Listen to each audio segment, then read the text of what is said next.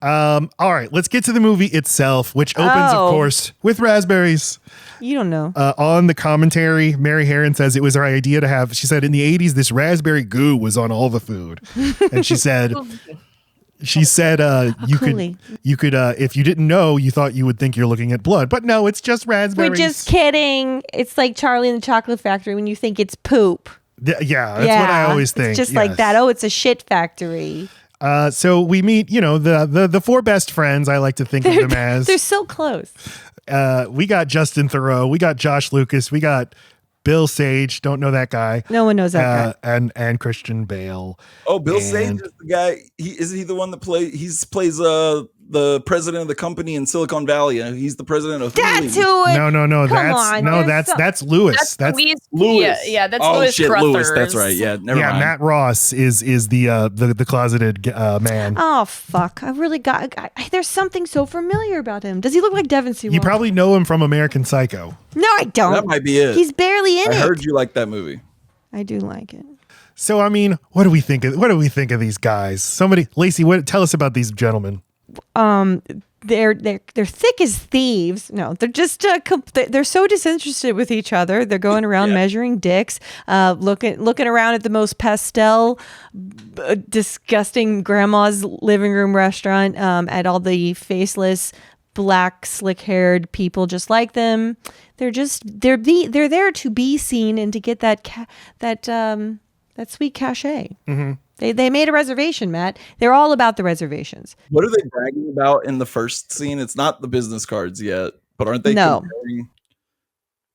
Shit, what is the conversation they're having at the beginning? I thought it was just about restaurants. Is it about reservations? Yeah, about reservations. Or is it about an account? That's right. Oh, I mean, yeah, and then like that Paul Allen has an account. How to get it? I don't know. It's really like kind of interspliced with the food ordering and like the crazy menu stuff. Yeah, and there's a lot of like talking past each other. They're always having separate conversations because they're not actually talking to each other. Right. It's not. They're not really a club. They're not really there to listen. They're there to see and be seen and to wear their Valentina suits. I meant to ask you guys this. The the novel is published in 1991. It's set in 1987. I think the movie is specifically set in 1987 too, because maybe Reagan's speech, that's how you can date it to when the movie takes place.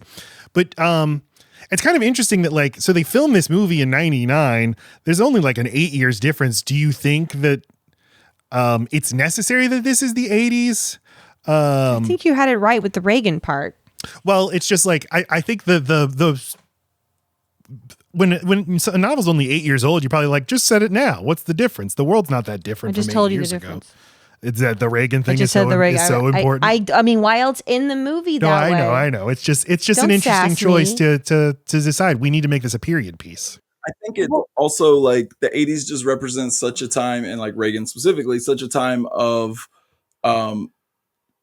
unfettered capitalist, like business, but like these type of assholes, like business assholes, like just excess cocaine, just all the indulgence into its own. So like, I think that to me, it seems like, because it's not made note of heavily that it's the 80s, other than the references to the music and Reagan and all that. Because I think it does feel like there is an element that feels timeless to it. Like there's asshole men like this in every society. Yeah. But yeah, I think that's what makes it interesting, is because it does feel very specific to the 80s, but yet not. Like, no, you're right, because when I see because men's hair is kind of classic, right? There's no traditionally 80s men's hair except for on Stash at the restaurant scene, and because he's goth, but when a woman comes in, it's just kind of jarring, except for Jean and except for the prostitute that he actually like kind of really clicks with. It's just like, oh, Aquanet bangs. I didn't expect you. And every now and then I'm reminded it's the 80s. It doesn't feel like it all the time. I think there's two things here. One, like you said, the Reagan of it all, the speech that he's giving at the end of the film is about the Iran-Contra scandal, which is specifically about like institutional distrust and the revelation, right, that people, the 1000th revelation that people in power are self-serving, that elites do what is necessary to protect their own interests while lying. All of that obviously resonates with what's happening in the movie. The other thing I'll say is that the end of the 90s, there was a major .com bubble that burst. And so while this movie was in development, it may have just been easier to situate it in terms of the class Pre-internet. the classed environment before that happened, rather than trying to make it contemporaneous. It's like how if you make a movie now, you set it in 2019. Right. You're like, I just don't want to touch COVID. Right. I don't want it to take place during COVID or after COVID. So just 2019. But it's like if we made a movie now about 2012, the long gone world of 2012 and how differently we all dressed. Sorry? John Cusack made that movie. Yes, he did. My sweet, sexy boy. Okay, I have too many boys. I'm collecting them all. You do. I have some so boys many in this movie. Speaking of boys, one of the thoughts I had as it relates to the specifically kind of the four men and the like Luca's remake, thinking about how many famous people are in this movie and how many men were like kind of right at the brink of at their bubble, really big, of being really big, and how like we don't know who that other guy is, right? Like that didn't happen for everyone, but there are quite a few people in here who did, and I kind of wonder to what extent. You know, Luca's got some pull. He can get some. He could probably get some big guys in there. Trying to think. He's scouting. He's scouting some not yet broken out, but about to break out. Get both of the Challengers guys. In that Alex Garland war movie that looks horrible and imperialistic. Like, just get all those guys into this. This is Black Hawk Down 2 for me. I'm seeing it.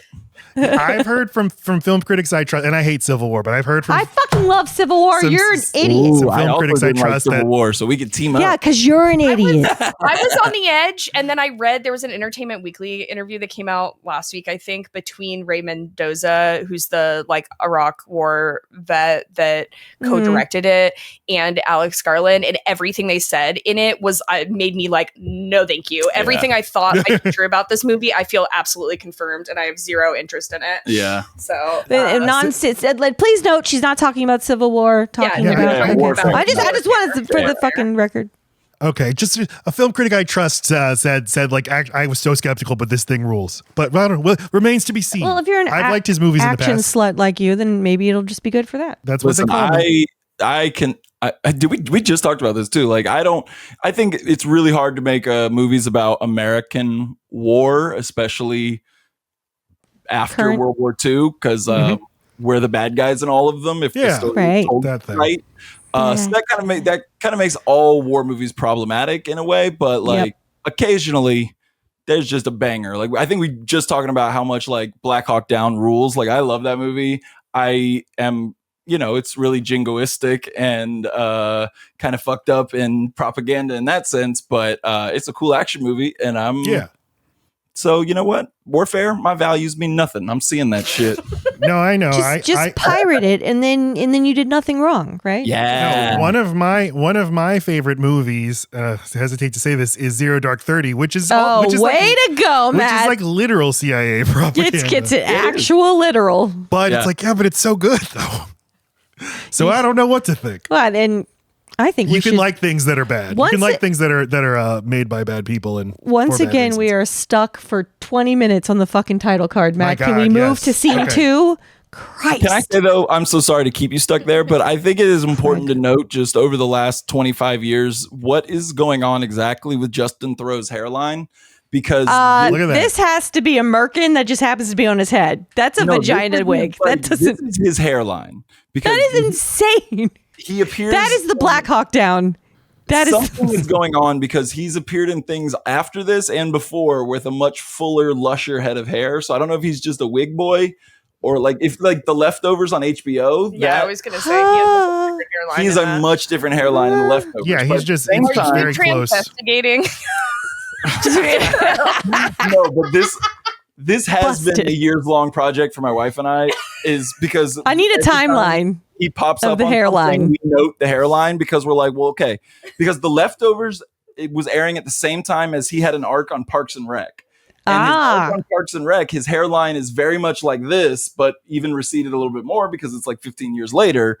But then his hair on The Leftovers is very full and lush. So something's going on here. Is it? So we got to get to the bottom of this. You have face and hair blindness, That's true. my love. You don't know. If you'd asked me, I would say he's bald on The Leftovers. And The Leftovers is my favorite show. I've watched it so many times. It's both of our favorite shows. So just now that you mentioned, I'm like, no, I guess he does have hair. Be on the lookout for the Load Bearing Beams mini series about The Leftovers. Just saying. Oh yes, I love The Leftovers. Me too. Well, great. You can be our guest. Okay. So what happens in minute 2 of the movie is this. Yes. Sorry. They go to a nightclub and it's no longer accepting drink tickets. And then he does what Craig does to every bartender he encounters and says, I want to bathe in your blood, you bitch. And she doesn't appear to. Listen, I said people when it's loud. It's I when don't it's necessarily loud. reserve it for Yeah. bartenders. Anybody can get it. You say, I love lamp or I want to bathe in your blood. Mhm. And all the go-go dancers have guns. Yes, but they're squatting a lot. I'm thinking about their thighs the next day. All that squatting, all the getting up, and then the going down. Women as props, am I right? All right. So, I mean, I guess it's a boring question, but like right away, the movie's like, so is he really saying this or not? No, he's not saying it. Well, I know. I want to get everybody's I'm going to answer every question you've got, rhetorical or not. get everybody's perspective on what is really happening, and does it matter if it's happening or not? Well, he's an unreliable narrator, so I just take everything that is happening literally, knowing that he's an unreliable narrator, and the story is 100% from him. So, like, I'm taking it all literally in the sense of, like, he's our point of contact, I guess. Right. We got to go with what he's violent, regardless of what his Yeah, behavior and, is. like, right. clearly, like, there's some shit that he did do and some shit that he didn't do, but, like, regardless, this is his mindset. So, like, I think it would be hard to parse which of the, like, fucked up things he said were real and which ones were not. Right. Mm-hmm. Yeah, I guess I kind of think nothing. Well, No, because of the part with the man in the alley and the part with the cat. There's just all these when he's alone.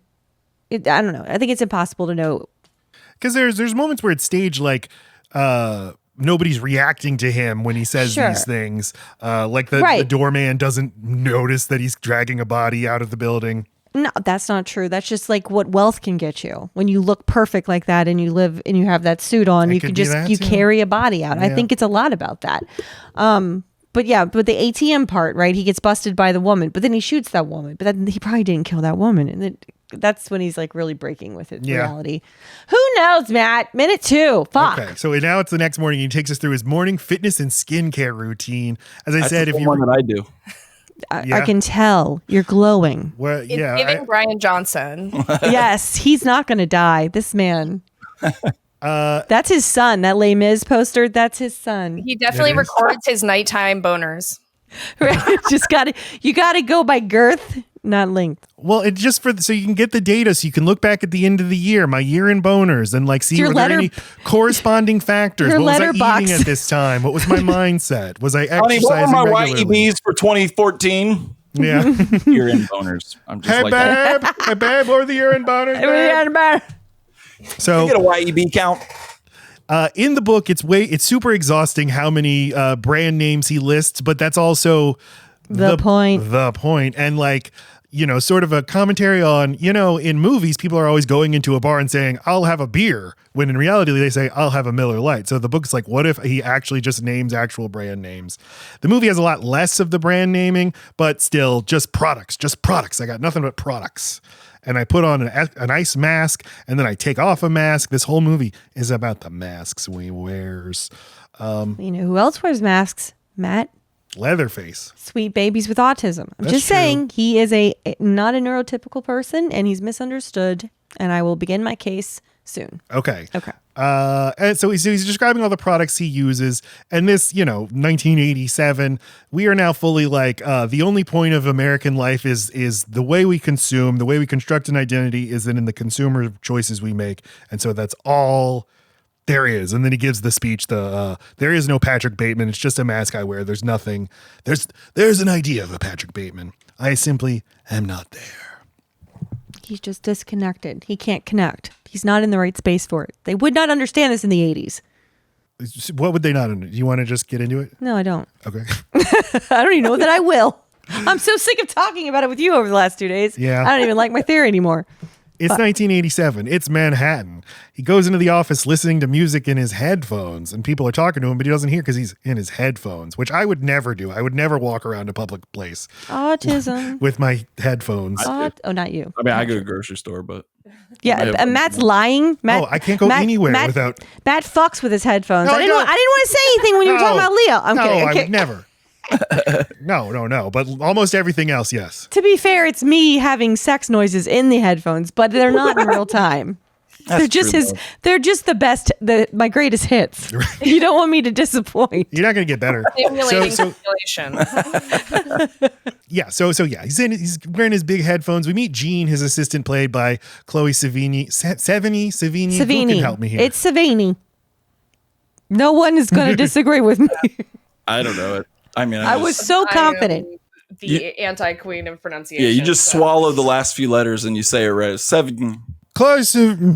Yeah. He's on lithium, you guys. The book and the movie make a big point. Not 1 second, not 1 millisecond will you see him doing any actual work. His secretary comes to him with all of his appointments, and they're all just his appointments at his health club and his spa and all the dinners and lunches he has to attend. And then once she leaves, he turns on the TV and watches Jeopardy. Before telling her not to wear that outfit again, wear a dress or a skirt or something. You're prettier than that. And she says, thanks, Patrick. Oh, Patrick. I think there's some interesting stuff with her, like that character, and specifically the reason that he doesn't kill her later on. That I don't know. She seems to hold like some sort of power over him that I can never quite put my finger on, but I like it. She's empathetic. She has not risen to the very top. She is not completely awash with all this facade. And she's real, and she's trying to see him. She asks him if he's okay. She's the only person in the entire movie that asks him how he is, and that's what somebody who's not connecting with people, who feels completely distant and misunderstood, needs to hear. And the more when he interacts with people who are down to earth, that's when you see his humanity. That's all he needs. He needs to not have been the son of the man who owns fucking Pierce & Pierce. That's true. Yeah, she's not trying to get something from him. She's not trying to one up him or anything. No, she's just curious about him, asks about him. I will say, and I'm sorry, Lacey, because this might shoot your theory that he's a misunderstood little boy down, is that I also think that maybe he is like, he's confounded by her because he like doesn't find her sexually attractive, like, or at least like he could, but like he wants to, he's trying to like dominate her early on in the movie by like telling her to wear something else or whatever. And later, and like throughout the movie, like criticizes her and like for things that aren't necessarily like feminine enough or serving him enough. And I think there's something about the fact that like she doesn't recognize him as the like masculine man that he so desperately wants to be is what like transfixes him about her. I don't know. She pines over him, and I think he totally knows that from the beginning. I think he knows that she has feelings and a crush on him. So, but they are for not like totally shallow reasons. Even though there's no Patrick Bateman, she seems to really like him as a person. She talks to him like a person, and I feel like he doesn't interact with anyone in his daily life. I mean, he completely designs his life around never running into anyone beneath him. I also think she likes the status of him more than him. Exactly, and at the same time, I don't know if she necessarily like she doesn't know instinctually like what to do to please him, and he I think gets frustrated by that, but to a degree that I don't know. There's a theory that I feel like I'm working out in my head now, and it sounds stupid. I have a lot of those. No, go for it. But yeah, like there's just something I don't know. This takeaway I really like the scenes with Chloe Sevigny in this. I just thought she was great, especially the scene with the nail gun. Really good in that scene. Yeah, she's and again, I didn't finish the book, but Chloe just gives her so much more life than she had on the page. Not that she's a totally two-dimensional character in the book, but just she's way more fully realized here. But then we meet Reese Witherspoon, who I would have paid $1 billion was not in this movie, but she's in this movie as his quote fiance unquote, and she's way more freaking perfect looking than Courtney. That doesn't make any sense when he says that. Sorry.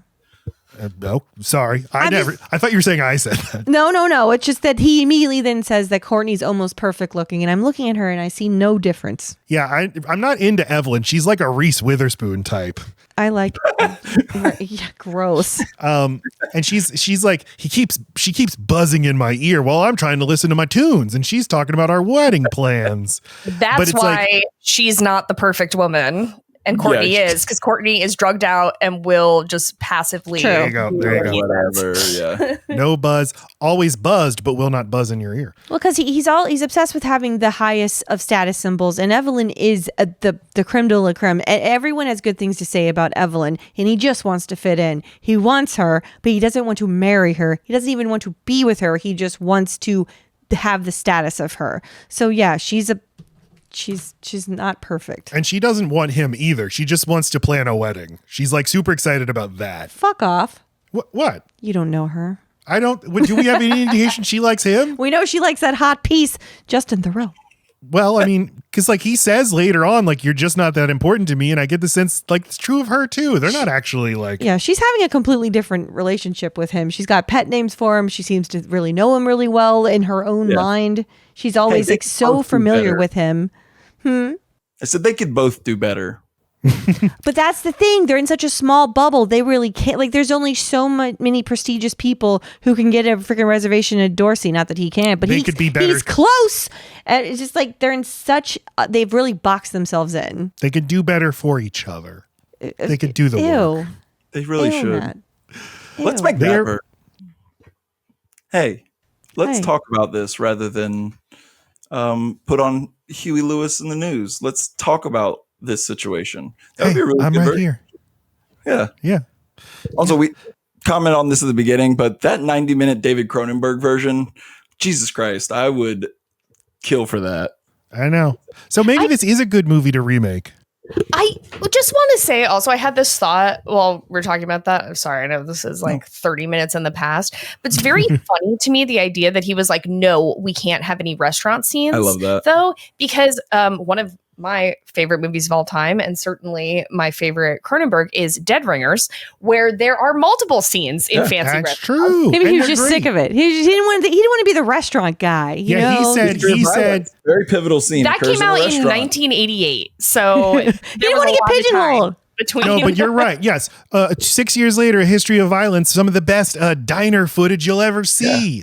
But Cronenberg, he was like, going no, I on think in between those two films. he had a bad plate of fish. That's exactly it. He got a very bad plate of food. He got a bad plate of food. He got the stomach. Also, what is going on in Canada?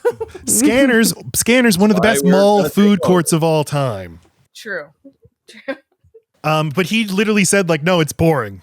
Shooting in restaurants and nightclubs is boring. But what's left? So we've got department stores and parks. You got I've listed it all. That's it, yeah. and that medical clinic where the Brood lives. Okay. Anyway, they arrive at Espace, and Patrick Bateman says in the narration, he's like, relief washes over me in an awesome wave because we have a good table.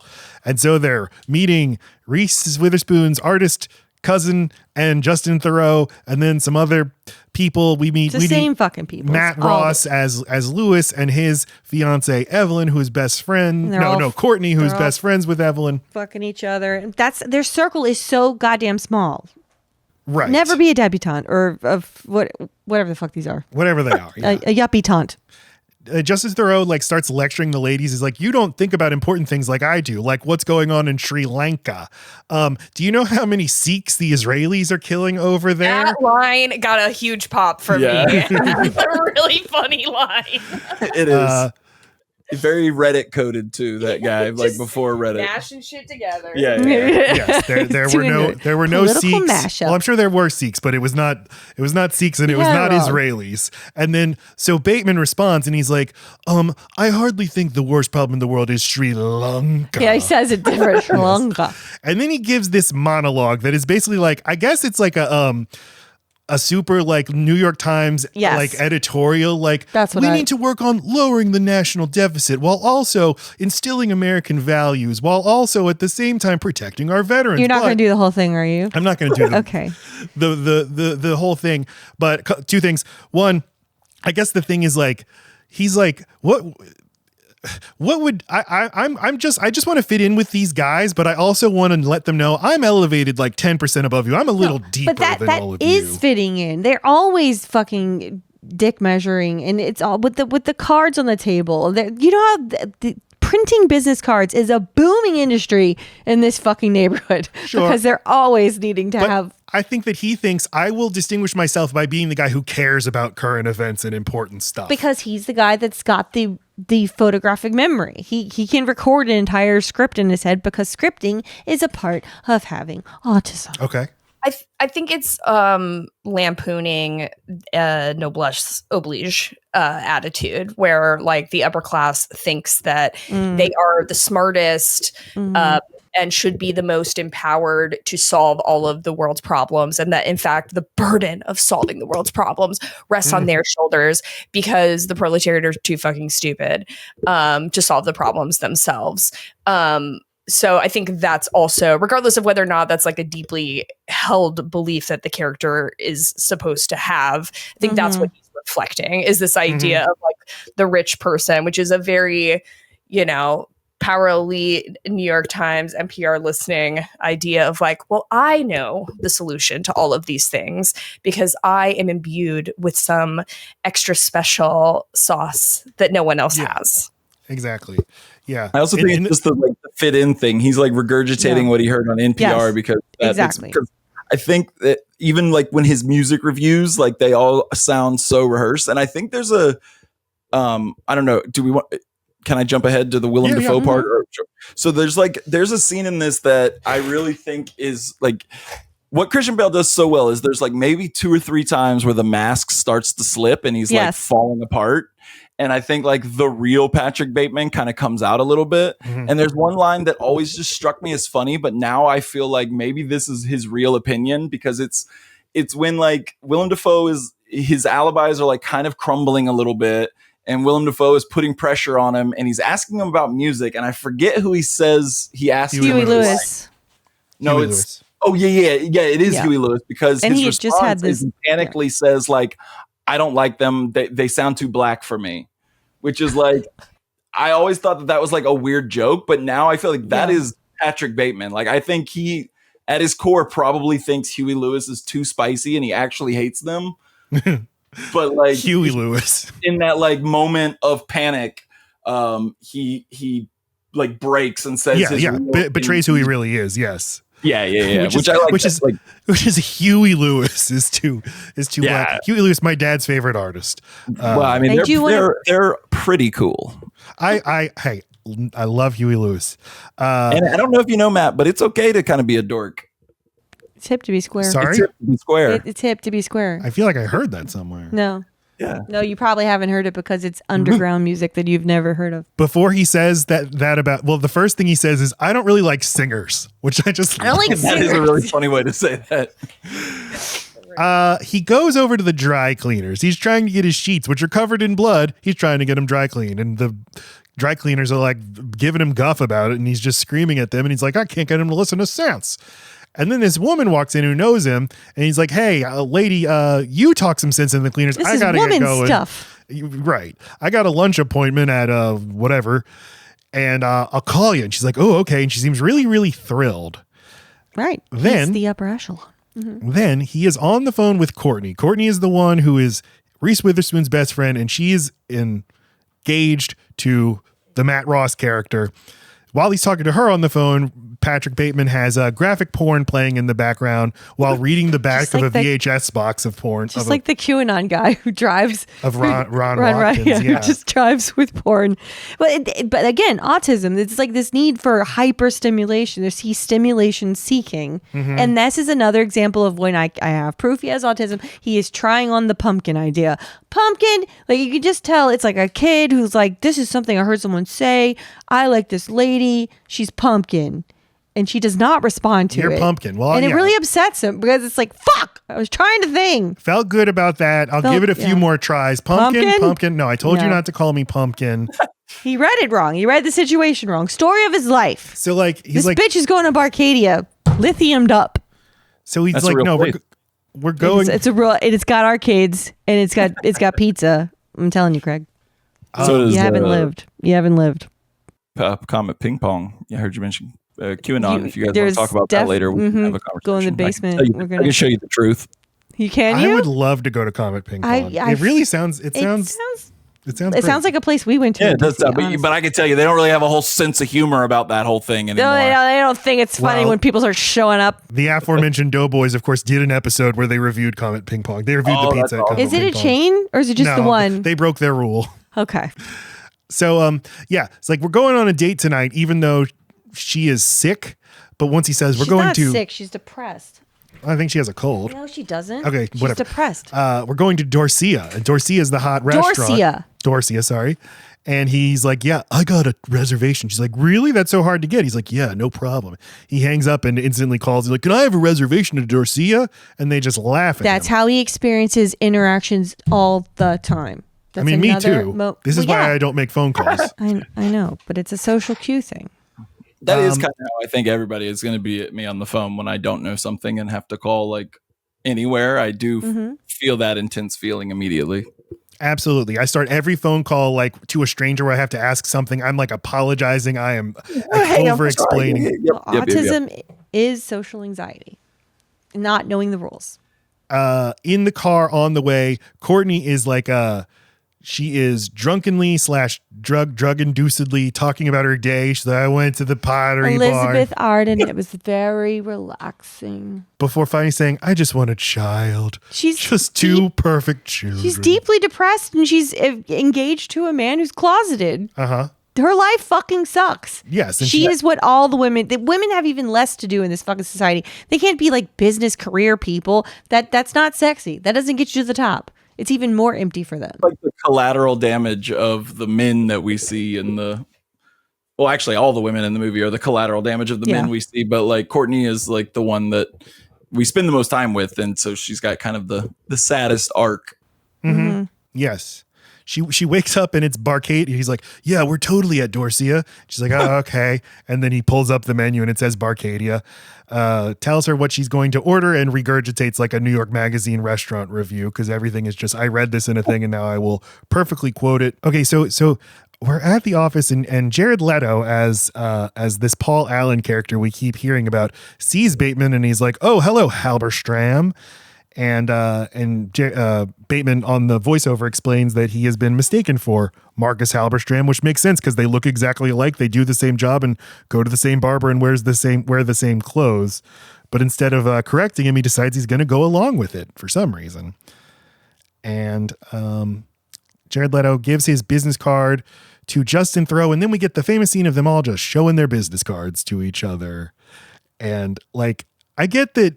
The joke is that they all look the same. What are we supposed to? What do you think about this, Hal? Are we supposed to like appreciate that there are differences in the cards? Yeah, controversial opinion. Patrick Bateman's card is best because of the weight and color of the paper. Ooh, I should have gotten the screenshot of all of the cards. Or all the other cards have the paper has like a texture to the card stock. I just think his looks best. So. Because we both, Lacey and I both do graphic design, and I've designed so many business cards. And I like that. Lacey, do you have an opinion on who has the best business card? No. As a graphic designer, yes, I think all of the font is too close to the edges. None of them have it. Look at the bottom row. They're all designed the same. No, they're just I know, on different. and the bottom row margin is atrocious. So they all have the same mistakes. The texture is the best on the final card you see. Hal says that Patrick has the best business card. No, he doesn't. No, he doesn't. The all caps last name is fucking crazy. It looks like Batman. So calling his shot. It's very European, first of all. Yep. Yes, that's how Europeans, right? Particularly like French people, write their last name is in all caps. All caps? I didn't know that.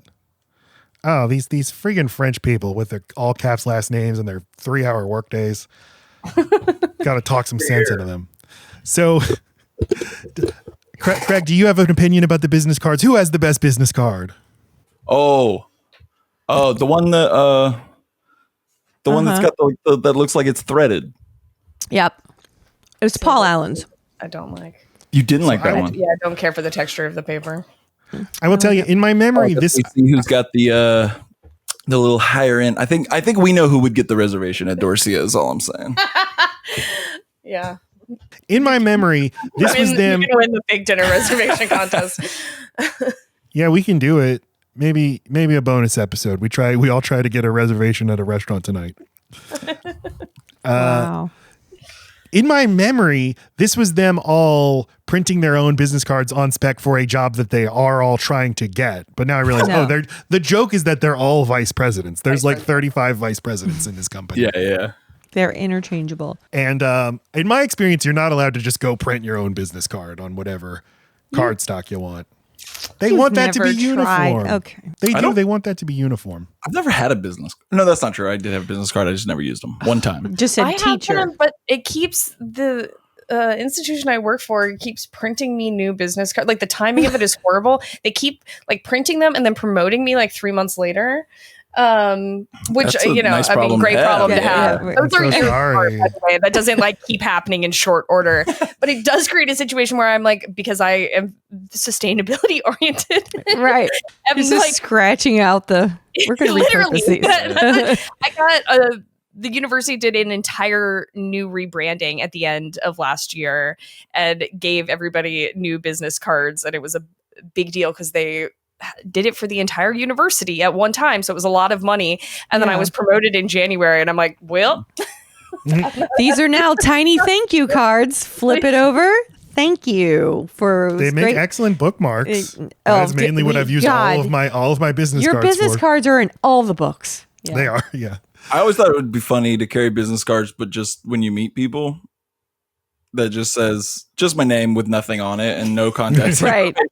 Because I just thought it's fun to carry a business card, and I never have had reason to. But people always want to ask for them. Dude, can I just? I know. I hate text that. you? Yeah. Like, you ain't got a phone? What happened to that? QR code tattooed right here. If you had a business card that was just your name, people would assume you're the biggest fucking deal in the universe. That's like the wolf in freaking Pulp Fiction. Pulp Fiction just says the wolf. Yeah.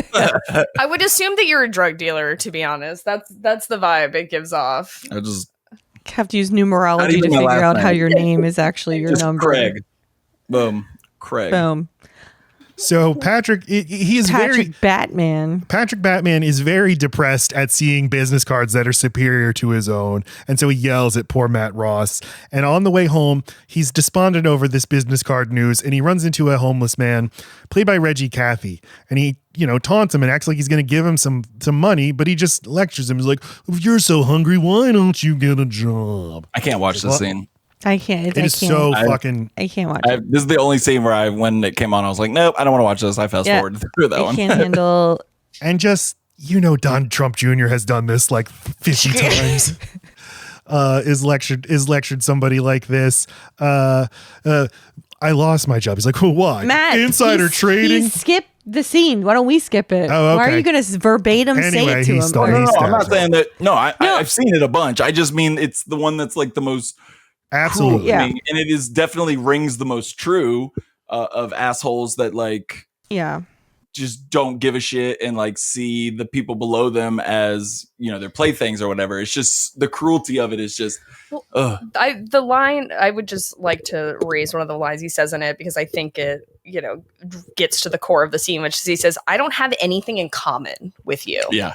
Steven, that's why I think and this person obviously has a something going on. You could read it as autism. This person just is suffering from it in a much more outward way. They don't have money. They are a person of color, and I think of it as Patrick Bateman talking to himself and trying to convince himself that he has nothing in common with this person. When I feel he feels just as excluded and adrift as this person does. Oh, okay, that's interesting. Yes, a different set of circumstances. But presented before me, I would be in this exact same situation. I think it's self-talk for him. I think he's trying to convince himself he has nothing in common with him when he might as well just be in an alley.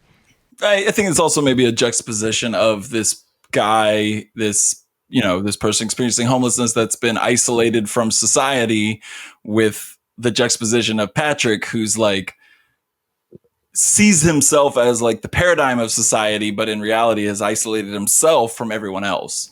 Right. And in fact, born into a place where he was always going to be isolated. Yeah, for sure. and then making the decision to be as destructive to society as he possibly can be. And then in the end of the movie learning there will be no consequences for it. It sucks to figure out you were born on the finish line. What is there to do? You can't even get in trouble. That's not fucking fun. I love the last line of the movie. I feel like it's an underrated last line of the movie. This confession has meant nothing. Or something very similar to that. Now we have the mistletoe party. What a screenshot. Love it. Perfect. It's Evelyn's Christmas party. She's carrying a Christmas pig named Snowball, and Patrick is just disgusted by it. And this is where Patrick talks to Paul Allen. He talks to Jared Leto and lets Jared Leto continue to think that he is Halberstram. This thing that recurs to the movie is people not knowing who Patrick Bateman actually is, mistaking him for other people. But Bateman, he likes that. So he's like, yes, we should have dinner. It's like, and will you be bringing Cecilia? Oh, Cecilia, we'll see about that. They have their dinner. They meet at this sort of Louisiana themed family restaurant. A place where they will not be seen. Right. By anybody they know. And Paul Allen is just so disgusted to be there. This place is so empty here. But they start talking, and Bateman asks Paul, how'd you get the Fisher account? And he says, well, I could tell you, but then I'd have to kill you. And he starts guffawing. So I think, is this Paul is the empty shell of a person that Patrick is trying to be. Yes. This is the model. It's a successful shell. Yeah. Of what I am trying to recreate with Patrick Bateman, the character. Yeah. Paul's just Patrick Bateman without the homicide, but the same thing.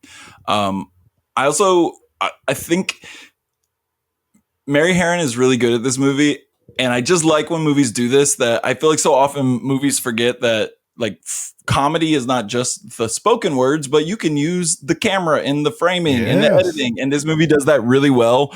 But the funniest laugh out loud part I have every time is when they're in the restaurant and it's seeming oh, he's going to kill Jared Leto, isn't he? And Jared Leto's so oblivious to it. And then a hard cut to him on the chair with all the newspaper. The Dexter arrangement. He hasn't figured it out yet. And it just, God damn it. That one gets me every time. And I always this whole scene, it's all very oh god damn it, Reservoir Dogs. Yeah, the dancing with the it really is. Yeah, but I always think I don't like Jared Leto, and then I remember no, if he's an ass, if he's a piece of asshole, shit, he's wonderful. I love him in his few Jared scenes Leto, here, but I don't like him as a person in general. Right. I feel and most times as an actor, right? But I think he's pretty good in this. Right. People are excited about the new Tron movie. And I'm like, but Jared Leto. He seems like pussy posse Jared Leto's material. in a Tron movie? Wait, there's a new Tron movie and Jared Leto. You don't know about the new Tron movie? Matt loves to scoop people. He just scooped you a big one. Why it's called... That's Matt's favorite. It's called Tron Ares, and it stars Jared Leto. So that's how you know you shouldn't be that excited. Wait, when are they going to have it come out? Tron February? Ares. Is that Ares? What? No, just because it's a dump month. Oh. It's taking a big No, they feel dump. good about it for whatever reason. Aries is April. Well, I mean, it's it's late March, early April. Right. It's all of the signs straddle. Oh, that's good. Idiot. That's how you I have trust a you on that. rising. I trust you on that. Don't. Who else is in that movie that Jared Leto is going to It's him. It's a one-man show, and that's it. They got the Jeff Bridges doing the legacy sequel character, I'm from the first movie, and here I am to tell you something. All right. Wow. I don't know. Anyway, Paul is getting steadily more drunk as Patrick is not. And this is, when he says hey, that loser Patrick Bateman. So we start to get the sense. Everybody thinks Patrick Bateman's a dork and a loser and an inept piece of shit. We cut then in that great cut to Patrick's apartment with the newspaper laid out on the floor, all the furniture covered in the style section. I just want to point out that it's specifically the style. He even gave him the bougiest side up to the man he's about to kill. Gotcha. And he starts giving him the monologue, the music monologue. And I think this is if your entire life is just consumption, it's just my relationship to consumer products. It's CDs, you purchase a CD, that's a product, but you're consuming the art of Huey Lewis in the news. But his relationship to it is just, I read a review in Rolling Stone and now I shall regurgitate it. The most banal analysis is they really came into their own commercially and creatively.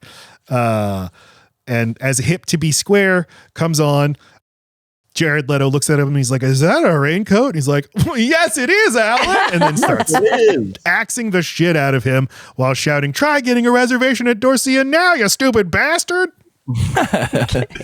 And then he is dragging the body out of the building and either does or does not get noticed by the doorman at the bottom of the apartment. And he's loading the body into the trunk of the car when his friend Lewis comes up and he's like, hey, what are you doing there, Patrick? And he's like, oh, nothing. And he's like, wait a minute, what's that you've got there? That's a beautiful bag. Womp womp. And then Patrick goes to Paul's apartment and he's like, there is a moment of sheer panic when I realize Paul's apartment overlooks the park. It's obviously more expensive than mine. So he packs Paul's suitcase with clothes, leaves an outgoing message on the machine that he ends by saying, hasta la vista, baby, even though Terminator 2 won't come out for 4 years. He's cultured. However, in that movie, they make it sound like hasta la vista, baby is a thing people are saying. So maybe. You weren't there. I love that voicemail that he does. Yeah, my king. Sorry, I just saw who's on the screen. Well, he's looking at Willem Dafoe, the most beautiful face in cinema. I can see him. Oh, you're not I'm talking to me. to the people listening. I always forget. I love Willem Dafoe so much. I do too. Always jokingly say the greatest working actor, but I believe that he might be my favorite. Like he is so good in everything. Even the rare shit movie that he's in, he elevates. I love him. It's a great choice, and I think he's literally only in 2, maybe 3 scenes of this movie. He's like Gene Hackman that way. 2 in the office and then the diner. Gene Hackman can also just add gravitas to anything he does. So yeah. he's the Gene Hackman who's still alive. I'd say Ed Harris is the Gene Hackman who's still alive. Okay, I'll accept. All right, but we'll put Willem Dafoe. Willem Dafoe is a little weirder to be in that category. But Willem Dafoe is also a fucking delight and a sweetheart. So you can't put him in the crank category at all. That's true. Yeah, he's not often cranky. He's not a crank. No, I mean in real life, not a crank. Yeah. Not hard to work with. Okay. He plays this private investigator who is hired by Jared Leto's fiance to track him down or whatever. Mm-hmm. And he goes to Bateman's office, starts talking to him, and then as Craig said, like this is where these very basic questions are causing Bateman's cool mask to slip and he's kind of stumbling around. But it gives the effect of what the actual mask in the very beginning has. He isn't just sweating on his forehead. The movie's very specifically making his entire face glisten as though it is wearing that mask again. Yeah. Every time Willem Dafoe shows up, his face gets sweatier and wet, more oily. Yes. I think Willem Dafoe is incredible in this movie. He carries the weight of the is this real or not, I think. Mm-hmm. Because he plays it on such a razor's edge of I still don't know. Wait, does the Willem Dafoe character really not suspect Patrick Bateman, or have those been coincidental jokes? And Willem Dafoe, you keep thinking he's gonna wink and be like, "Yeah, I know, I'm asking a pointed question here," and then he pulls back, and he's just constantly walking that line. Those scenes are fucking great because he's so good at that. Mm-hmm. Right. We'll never really know. Was he ever in trouble? Because what, a good detective, a good interrogator would do is make you try to get your guard down by making you think yeah, this is just some guy. He just disappeared. I just need to ask you some questions. Also, does he exist at all? Because in this scenario, Paul Allen didn't disappear. He just went to London. Right. For real. So what Mary Harron told him did multiple takes. In one take, you suspect Bateman. In the next take, you don't. And then in the final edit, she would alternate between takes. So you're literally seeing Dafoe playing him as both suspecting Bateman and not suspecting Bateman. Yeah. I've never seen Dafoe acting like that except for in Green Lantern. Green Lantern. Isn't he playing 2 different kinds of people? Wait, Dafoe is in Green Lantern? It's Spider-Man. What am I thinking of? Green Goblin in Spider-Man. Green Goblin. Oh, okay. Thank you. Yeah, I did a dyslexia. Thank you for decoding. Yes. When he's talking excited at the same time. I do think his performance in this is pretty close to his performance as Green Goblin, to be honest. There's Harry Osborn. Yeah, Norman Osborn. Right, when he's talking in the mirror. His portrayal is pretty similar. A little bit. Yeah, he's really good at playing that guy on the edge of mm-hmm. Well, it has that kind of professionalism, the way he talks and enunciates is similar between the roles, and they're not really far apart in time. Yeah, no. like back to back. Yeah. Like, when's the last time you saw Paul Allen, Spider-Man? So Patrick is at his home doing his exercises in front of the TV, watching Texas Chainsaw Massacre. And this movie, when I saw that, I was like, I wonder if that's an intentional reference to another horror movie. And then later when Bateman is chasing the lady with the chainsaw and going, I was like, maybe it isn't. Yeah. I connected those dots successfully in my head. So he picks up a sex worker on the side of the road, says, you are Christy. I shall call you Christy and you shall call me Paul. He loves a blonde with bangs. Those two blondes with bangs are the two that see him in a way. Like I don't think he wanted to kill that sex worker. You will notice there are multiple moments where she is looking at him in like the way that Jean does. Just like trying to figure him out. And she's like the only other character who the movie will temporarily take her perspective. Yes. Yeah. She's stopping. She's not on drugs. She's not go. She's just a working person. And like she takes a beat to just kind of like absorb what's everyone else is so out of it. Mm-hmm. Her and Jean are in it in a way that the rest of the people and Kimball, but even he seems in a fantasy sometimes. These sort of outsiders, like I'm trying to assess the situation and calculate what's really going on here. Am I in danger or not? Bateman calls an escort service and asks for someone who does couples, and he orders a blonde. And then when he sees her, he's like, not quite blonde, are you? More dirty blonde. Strawberry blonde. Strawberry. It's not dirty. That's the phrase he uses. He sits them both down in the apartment and he's like, well, don't you want to know what I do? And they're like, no, not really. Well, I work on Wall Street, Pierce & Pierce. You ever heard of it? No. And he's like, well, fuck. So he turns on Phil Collins, starts lecturing about Genesis and Phil Collins. Lectures about the lyrical craftsmanship as he takes out his video camera and starts filming them.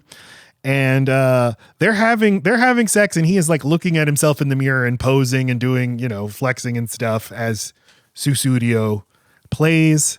And then they all fall asleep, and Patrick wakes up and he's like, I forgot to do my thing with my clothes hanger and my other tools. I forgot to torture them. We got so sleepy.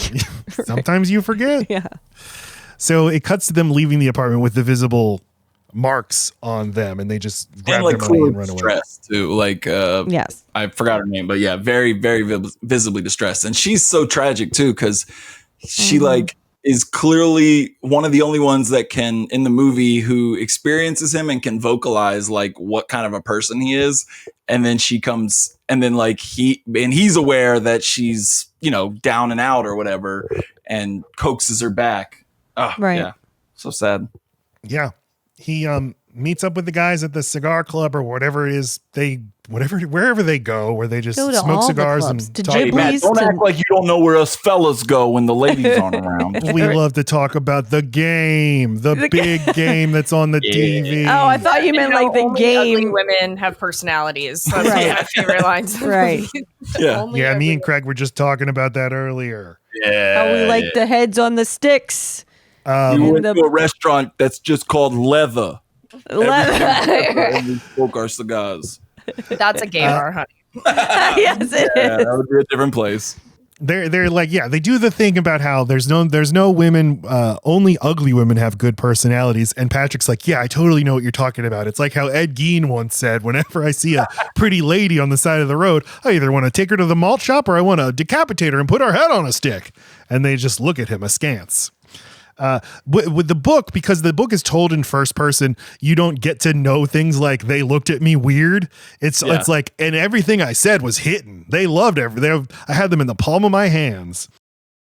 I love that moment. Like there is like, so as like a man, you are sometimes going to be in groups of other men that think they're in a space where they're like, let me just talk like an asshole because there's only men around. And then like that kind of talk leads to someone being like, well, we're talking like this. Let me go ahead and really pop off. And then like, that is where this kind of talk leads you, stupid asshole. That's exactly what I said to Matt. It's like, he's doing the rules. I'll be like, oh shit, bro. We were just kind of like doing guy talk. Like, what the hell, man? Like I've been a part of that so many times. Like watch that happen where like bros are broing and then one bro is taking it a little too hard. And everybody else just says, bro. Well, is the logical conclude this is This is the result of objectifying women this way, right? They're just taking it all the way. Right. And you're like, what's Let's different about skip what to I the said? end. What's the big harm in what I said? How's that any different from what you guys were You're saying? making it real. And they're like, you just know, man. You just know. Yeah, but someone like Patrick just doesn't know. Yeah, I was at He's following the rules. I was taken out to lunch by some old school like New Orleans attorneys to one of these French Quarter restaurants, and this guy, this like John 70-year-old John Goodman was playing them, and John Candy from JFK is, if you remember him in that movie, like that was the kind of lawyer I was going to lunch with. John Candy's in JFK. Yeah, he's like the big lawyer. Yeah, he's like, I say. now Kevin Costner, Oh yeah. you better not look into that JFK thing now. If I answer that question you keep asking, if I give you the name of the big enchilada, you know, then it's Bon Voyage Dino. I mean like permanent. I mean like a bullet in my head, you dig? You're a mouse fighting a gorilla. Kennedy's as dead as that. And then one of them takes out his cell phones and just has a naked lady on it and just hands it over to me and just like, huh? Oh. And I'm like 24. I'm like, there's yes, sir. There you go. That sure is some tits. Capital knockers. Capital knockers. That's insane behavior. And- Insane and- behavior. This Was was it like, just guys being guys. I would man? have so many questions for him. Like, is First this off, your who is that? daughter? Why are you showing me? Right. Was she trafficked? This was my boss on the ride over was like, this is my mentor. He taught me everything I know. Jesus I Christ, really that's want you to pay perfect. attention to him. And this is That's the worst boss awesome. you've ever had. Hey, So, yeah, you want to attract- know what it takes to be a man and succeed in this business? You better listen to him. You collect pussies. Look at this picture. Yeah, that's what it was. You need a JO, buddy? Just a complete pervert as your mentor. At least that would have been something. This was just, here, look at it. Just What here. do you want me to do with it? Just confirm. Confirm you like. Right. What were you supposed to say? What did you say? I was like, capital knockers, Oh, sir. you said it. I have no idea. I think I passed the phone. Oh, you take a look now. Oh, now it's your turn. We'll pass it around. All right, So then, Dad, pass me on this game next time, please. So Lewis arrives and shows his new business card, and it blows everybody away, and Patrick is just devastated. So he goes, and Lewis goes to the bathroom. Patrick follows him in a rage. He's going to kill him. At this point, the score now sounds so much like Bernard Herrmann's Psycho score, and it will recur throughout the rest of the movie. Patrick has his leather gloves on, and he's about to choke Lewis's neck, but Lewis turns around and kisses his hand, and he's like, "Oh yes, I have always wanted. Oh, Patrick, I've always been hoping you would do this." And Patrick goes and washes his gloves under the water. And he runs away, and Lewis is like, "Where are you going?" And he says, "I've got to return some videotapes." That's time and time again. I love the recurrent excuse. Me Yes. too, man. All the time. Hell yeah. I can't still believe have it. to. I gotta go return videotape. I still got some. Yeah. Got to find the one blockbuster. This is like kind of a turning point in the movie. I think so much of like who he is relies on like what he perceives his own masculinity as. And then like Right. the second he like Lewis tries to come on to him or mistakes it, it's like everything he thought he was projecting. He's like, oh, I'm not doing this right. I've clearly put off some wrong signal. And that's like kind of the point where shit starts falling apart for him, I feel like. Oh, okay. and Yeah. I think this is also a part of the movie where knowing that Mary Harron is a lesbian is important to decoding what's going on, where it's like Lewis also, this is a like framework of masculinity where touch between men can be violent or homosocial. Yeah. Like those, and they may reflect, like they may express themselves the same way. And there's very little in between Right. as far as like male affection. Yeah. That's interesting. Yeah. Puts the hands on him, and to Matt Ross instantly, it's like, yes. If you're touching me, This it's is what- either for this is what sex I've or to always kill wanted. me. Right. Is this kill or sex? Well, it's in a men's bathroom. It's sex. So next day he is at work, busy at work, doing the crossword, and Chloe Sevigny comes in and she's like, "Hey boss, you need some help with the crossword puzzle?" He's like, "No, I think I've got it. I'm just writing bones over What the and fuck over is a again." bonest? Bones. Meats, meaty, Meat. bone, It just boner. says bones and bonessi. And so he asks her, Jean, would you like to come to dinner tonight? And she's been waiting forever for him to ask this. And so he does the absolute asshole thing of saying, pick where you want us to go to dinner and pick right. And she just stands there. She says Dorcia. And he calls and pretends to get a reservation. Don't you see though, in this moment, he's let down. He thinks of her as a real person. Yes, he's looking to be with a real person. So yeah, he's putting on his airs because he doesn't know how not to. But then she picks the one place he can't get into. And to him, he's like, well, I was even fucking wrong about you. You're like everyone else. She's like, yeah, but I listen to you all the time. You know the good restaurants. That's where you like to go. I know that's why, Matt. But yeah. for him. Yes. Okay. But they're just not understanding each other. No, I was hoping you'd say IHOP. I don't know. She calls, pretends that he gets a reservation. a table for two at 9. Great. See you there. And hangs up. And she's like, you didn't even leave your name. They know me. So she comes to his apartment and he's like, would you like some sorbet? I won't be having any, you fat ass. Right. Goes and gets some from the freezer where we see that there's a decapitated head in the freezer. He goes and asks her, what do you want to do with your life? Just briefly, summarize. Bonessi. Which is something my dad will often at the end of something he says to me or say to anybody will say quickly. So she's like, well, I don't know. I was always hoping to work with kids, but I don't even know. Yeah. So yeah, do you have a boyfriend? No. Are you seeing anyone? No, not really. But like, so doesn't she know he's Reese Witherspoon? What's going on with? I don't know. It's hard to track these personal lives, and that's the way point. They're all entangled. She can tell that it's all a facade. That he is going through the motions of being with her, but is he with her? He says, she sees him, Matt. That's the problem. I'm sorry. He says, did you know Ted Bundy's first dog was a collie named Lassie? And she says, who's Ted Bundy? And he's like, fail. Never mind. And he, like the Charlie Brown music plays as he walks away. I thought you were mine. So he's about to shoot her in the back of the head with that nail gun. And then the phone rings and Reese Witherspoon calls like, hello, my darling, you're my baby boy. And I'll leave a message with Jean, your secretary, about this too tomorrow, but we're having dinner with the Taylors. But see, she's not mad. Like Jean is different from everyone else. This would have been a reason for a big old scene, but she just gets it and she's patient and she's even still interested. And that's why she gets his pardon. She asks, do you want me to go?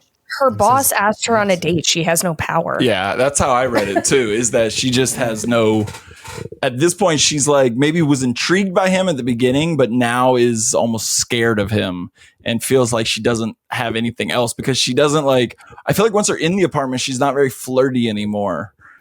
Like she's still hoping. Yeah, she's still kind of like toying with the idea of I should go. Oh, but I shouldn't. Like, no, I think she's into it from the very and she says I do tend to get involved with unavailable guys. Yeah, I think she does like him. It's what she wanted from the beginning. She was trying to Mad Men her way in his pants. That's what she was trying to do. But yeah, obviously she doesn't actually have a choice. Do you want to go to dinner with me and do you want to be at my apartment for 2 hours first for drinks? What the fuck? And will you please dress sexy? That was not wear your prom question, dress, by the way. Yeah. Do you want me to go? And he says, yes, because if you don't, I'm afraid something bad will happen. You don't want to get hurt, do you?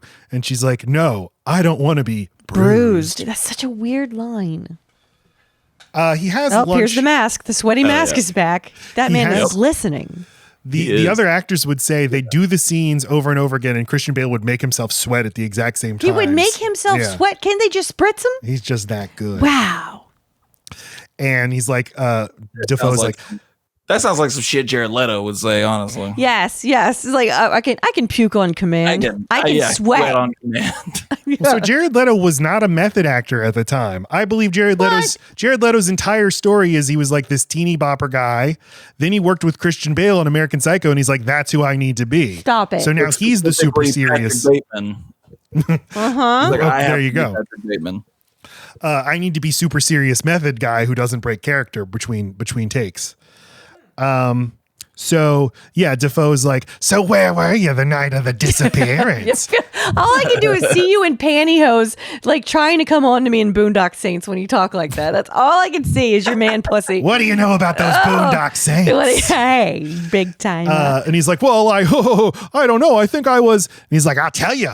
you were having dinner with Marcus Halberstram. That's right, a perfect alibi. And he's like, okay. Yeah, everybody's just getting confused for everybody else. Nobody actually knows where they were. So, okay, this manna from heaven. I am no longer a suspect. Patrick sees Christy on the side of the road, propositions her again, but she is very reluctant to join him, but accepts the money in the end and probably knows like this guy's not going to leave me alone. He is going to keep following me. I told him I was considering getting a lawyer and he's like, oh, well, I'll just write you a check and we'll take care of that now that that's out of the way. Come with me again. It'll be nothing like last time, I promise.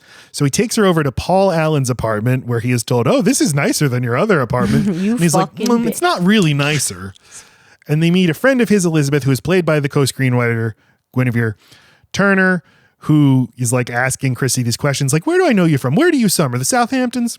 But like she's already so out of it that she's not even bothered by the fact that he says that's his cousin and he'd like to now have a threesome. Because he says cousin and she's like, oh, come on. Like doesn't believe it. Oh, all right. Fine. But he's like, hey, would you have sex with her? And she's like, oh, that's gross. And she's like, or Christian Bale is like, come on, I think it'd be a real turn on.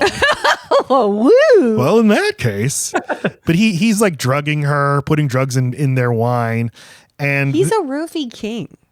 They are like making out and stuff. And he's like, do you guys know about Whitney Houston's debut LP? Well, she explicitly says like, no.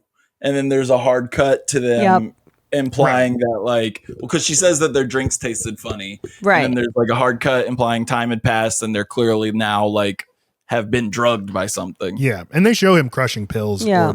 Yeah. Something. So he's lecturing them about Whitney Houston and did you know it had 4 #1 singles on it? Did you know that, Christy? We cut to them having some hard sex and Christy sneaks away. I've never seen a sandwich sex. Just pounding away at 2 women while you're on top and they're just flopping around. Oh, you've never done the sandwich? I've never. No, it is a little confusing as to where the dick is. Yeah, and it was also because I did not realize it was all 3 of them. And so I was looking at it and then I was like, hold on, there's extra legs here. I got lost too, trying to figure out exactly whose legs were It's the beast with 3 backs. Yes. That's what, yeah. Well, and then the Lord.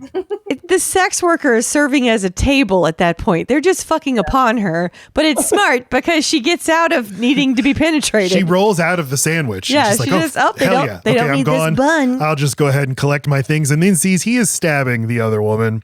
And she's like, oh. And also that every single room now has bodies in it. Yes. And so like at this point, it is a full, well, the score gets really psycho-y, but now she is the final girl of a slasher and is finding all the bodies around the place, like in any Friday the 13th or Halloween.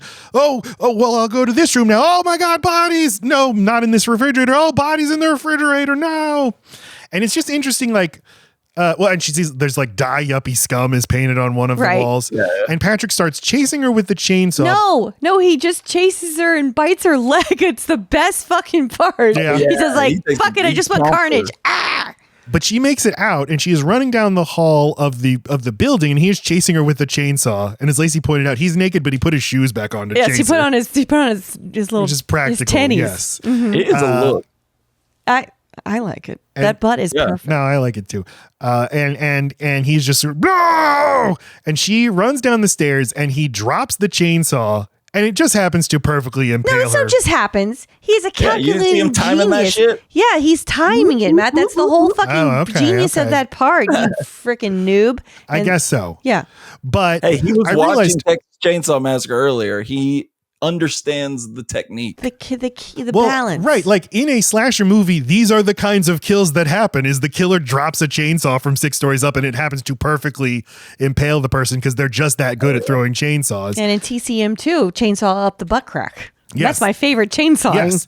So it is funny, like if a movie that suddenly reveals this movie has the rules of a slasher movie, which could make the case that actually all this stuff really is happening. And the apathy of a Boondock Saints. I hate to go back to it, but she's banging on the doors and screaming bloody murder in this very prestige freaking building, a building that should have no criminal activity and no one is coming out. That also happens in Halloween.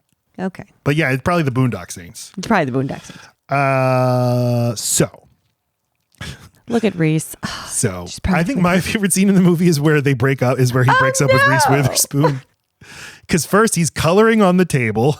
What he just did. Yeah, but just coloring on this white tablecloth. He was given crayons. He had to request these crayons. Oh, can I get some crayons? I just want red. And he's like, I think we should see other people, but she's like not really even listening to him. Oh, stop it, Mr. Grumpy. Love the gag of that it cuts to him drawing, and it's not even like he's drawing the murder scene he just did. But it, like, you would assume like, okay, he's at work or something, and then it zooms out on the tablecloth. Anytime he's with her, he needs an activity. He has to have the music on. He has to be coloring. She is so hard to stomach that he needs a fidget. So, yeah, I don't think we should see each other anymore. And she's like, wow, you're really serious about this.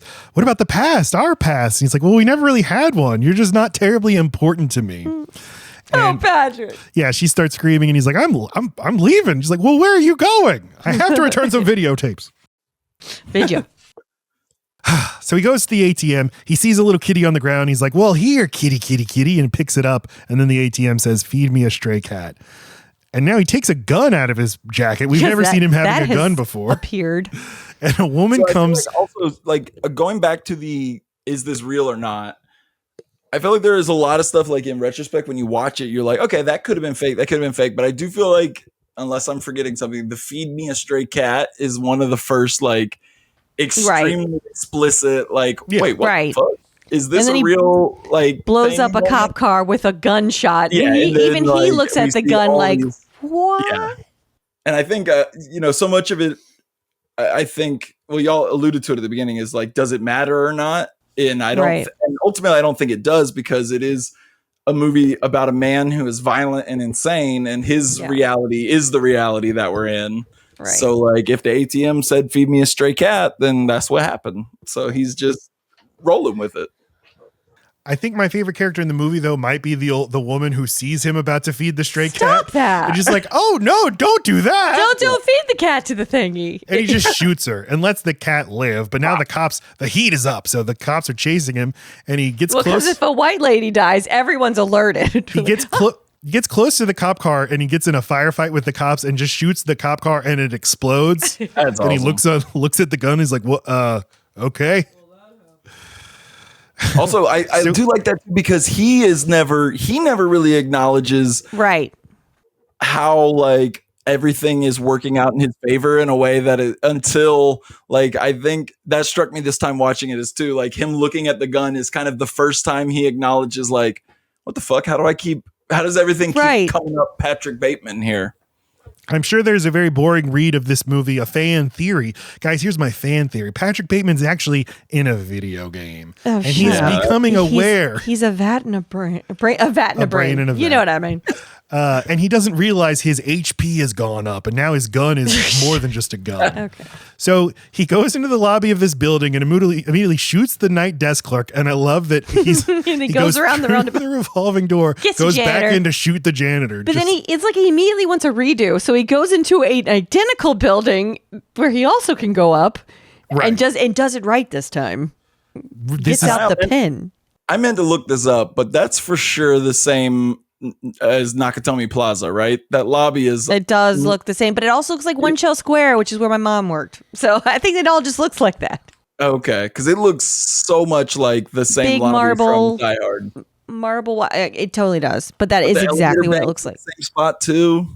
See, I think buildings just all look the same. That's true. Because I think... Guys... I know. I should have looked up where this was filmed. I assumed it was in New York, but I don't know. Because Nakatomi Plaza actually was filmed in that Century City building. He goes up to his office and calls his lawyer, and he's like, "Hey, my lawyer." And I think now Christian Bale is now using the real Patrick Bateman voice, which he's like, "I gotta tell you, like, what I'm doing here." I don't remember exactly how it sounds. Guttural? But yeah, it sounds way less like the affected voice that he's been putting on the whole movie. Yeah, completely uncomposed, like falling apart. I got to tell you about all the stuff I've been doing. I killed some man with a dog last week, and it's not precise. He doesn't exactly know what he's going to say, and it's not even totally accurate. I killed like another girl with a chainsaw. I had to. And something else I can't remember. And one, I tried to eat her brains. It's so funny. See, after all Cooked that, a he's little. like, anyway, yeah, call me back. Okay, thanks, bye. Again, it's Patrick Bateman, 504. The next day, he goes to Jared Leto's apartment with a surgical mask on. I guess he's looking to dispose of bodies, but there are people here. It looks all different. It's like a real estate showing. It looks like it's been both cleaned or it's in the middle of someone moving out and someone moving in. I like how the movie plays with your idea of like, okay, did the wolf come here? Has this been cleaned up? That's a good point, yeah. I mean, I think that they would still want you to know. And even the knowing look on this woman's face, it's almost like she's like, oh, you're the reason I had to get the wolf in here to flip this apartment. I think it's best if you leave. And he's very subservient to her, not because he's a cuck, Mac, but because he's like, oh, you fixed it. Okay, goodbye, godmother. He's realizing he has special powers, but he doesn't know, is it really magic? Are you my magic godmother? Or she could be this, because the way that this actress who plays the real estate woman plays it is, she's like, are you my 2 o'clock? And he's like, no. And she's like, then get the fuck out of here. As soon as you're not, you don't represent an opportunity for me, like, get the fuck out of here. No. I read it like Lacey as well, is that she is looking at him like, you're the reason we're here. Yep. Because I think that adds to the like, is this real or not? And that Exactly. like, he is clearly being like, what the fuck happened to this place? Like, I must have the wrong spot. But she's also acknowledging like, no, you got the right one, asshole. You're in the right spot. You know why we're here. Right. And you think about who his dad is, and it's like, well, did the fucking lawyer call my dad? Did my dad fix this overnight? Is the lawyer going to pretend I was joking? What? I really can't fuck up out of this. I'm stuck here. The lawyer is going to pretend like he was joking. Yes. Or he doesn't even know it's you. He doesn't even realize. Right. But if we ever have to sell the house we live in right now, I feel like we are going to have to call the wolf, and it will look like a murder cover up. There's just a lot of piss and to shit make our house look presentable. Our child is like Encino Man with his poop. It's it's part of his creativity. You don't have to say that. Well, it's fine. He's a sweet baby boy. I have a elderly dog that exclusively pees and poops on our floor now. So their boat. Once you find a good spot, it's like Dorsia. You got to shit there. No, nobody shits at Dorsia's anymore. Oh, sorry. Calls up Chloe Sevigny on the phone booth. And he's just like, I need help. And she's like, wait, I can't hear you. She's already, right. Well, and he's being a total asshole to her, and she's just worried about him. Yeah. She's different, Matt. All right. And what he says is, stop sounding so fucking sad. Like, stop being sorry for me. Stop being sad for me. Hangs up on her, and then she goes into his office, looks at his appointment book. Again, he never does any work. His appointments are all just He's lunches. Working hard. You know how hard it is to cover up all these murders? But then sees drawing after drawing of graphic depictions of murder and sexual violence. A lot of squirting. A lot of squirters in that drawing. A lot of splattering. Mm-hmm. Yeah, we expected the Kate Winslet and Titanic. Oh, these are good. Yeah, so these are very good. Okay. So he goes to really funny. That is really funny, though, that his drawings are terrible. I do like that. Just stick people coming. One of the greatest movies of the last 10 or 15 years. I'm going to be hyperbolic. I feel like maybe we've even argued about this, but Pop Star, Never Stop, Never Stopping. Mm-hmm. You guys see that one? The Andy it's a great movie. One? We've not. Great movie, yeah. I love that movie. But the running gag that he took some time off to work on his art, and then all like the shittiest drawings of horses is exactly the vibe that this that his little sketchbook gives. Yeah, it will never not. He's a fidgeter. I love every version of the joke of somebody worked so hard on some form of art, whether it's music or art or whatever it is, and you see it and it's terrible. Yeah. It's hard for some people. But you just said Patrick Bateman's drawings are bad, and I like my heart hurt a little bit for him. Like, oh, leave him alone. I know they're not bad for us. He's got a lot on his mind. Yeah. He's carrying some baggage. His best friends in the universe are over at the bar. They're trying to find a resi, and he's just going to go meet them and try to act normal. And so he immediately is like, oh, I'm not going anywhere without a reservation, he says. But then he like immediately drops into like scared, panicking Patrick Bateman. Then sees his lawyer. The lawyer who I called last night and confessed everything to. Goes up to him and he's like, oh, hello, Davis. His lawyer also doesn't recognize that he's Patrick Bateman. And he says, did you get my message? And the lawyer's like, oh, yeah, that was hilarious. Patrick Bateman killing some girls. He's such a dork. Listen, I'm not one to badmouth anyone, but your joke had one fatal flaw. Bateman, he's such a spineless lightweight. And so he could never kill. Yeah. Never kill like a hardcore king. And so I guess the lawyer's like, well, we mostly talk on the phone, so of course I don't actually recognize you in real life, but here you are. And he's like, cash the checks, baby. I'm Patrick Bateman. I chopped Paul Allen's fucking head off, and that whole message I left on your machine was true. And the lawyer looks at him like very seriously. And he's like, that can't be true because I had dinner with Paul Allen 10 days ago. So maybe they all just look alike and he killed someone he thought was Paul Allen. No. So it's all like dawning on him. Like, I none of this is real. This is Reagan's America. I live in a video game and everything's always going to go my way. I put in the cheat code where it's Grand Theft Auto and the cops will never be after me. So he goes and sits down with his bros, and there's this TV mounted on the wall. I miss these TV mounts, this beautiful tube television showing CNN. Talking about the Iran Contra was a regrettable thing, mommy. 3 impressions in one movie. Sorry. It's okay. I love it. Justin Theroux is like, how can that motherfucker lie to us like that? How can he be so cool about it? And someone else, I don't remember who's like, some guys are just cool, I guess. And they're looking up at Ronald Reagan. He presents himself as this harmless old codger, but inside, and then the voiceover, Bateman says, inside doesn't matter. All the mayhem I have caused, all my utter indifference toward it, it's surpassed. I do not hope for a better world. In fact, I want my pain to be inflicted on others. My punishment continues to elude me. I gain no deeper knowledge of myself. No new knowledge can be extracted from my telling. This confession has meant nothing. The end. That's the end of the movie.